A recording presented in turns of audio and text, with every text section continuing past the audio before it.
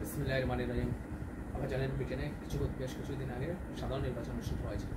ব্রিটেনের মন্ত্রিসভা গঠন হয়েছে। সেই মন্ত্রিসভায় বাংলাদেশে বংশোদ্ভূত জাতির জন্য বঙ্গবন্ধু শেখ মুজিবুর রহমানের কন্যা শেখ রেহানার সুযোগ্য কন্যা টিউএফসি থেকে ব্রিটিশ মন্ত্রিসভায় ওনাকে সিটি নগর মন্ত্রণালয়ের দায়িত্ব দেওয়া হয়েছে।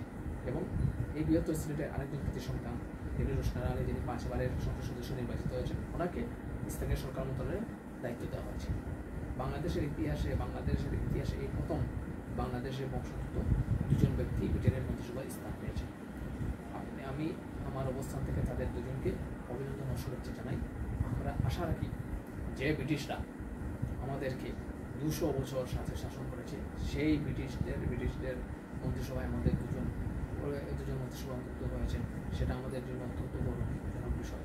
আমরা আশা রাখি আগামীতে ইংল্যান্ডের প্রধানমন্ত্রীদের চেয়ারে এই বাংলাদেশের বংশোদ্ভূত কেউ বসবে।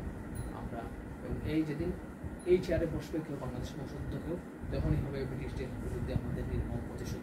যেভাবে তারা 190 বছর আমাদেরকে শাসন করেছে, আমরা সেদিন আর বেশি দূরে নয়, সেদিন বাংলাদেশের বংশোদ্ভূত কেউ না কেউ ব্রিটেনের প্রধানমন্ত্রী হয়ে আমাদের যে 90 বছর যে শাসন করেছিল, তারা আমাদের যে ধ্বংস করেছে সেটার জবাব তারা আর দেবে।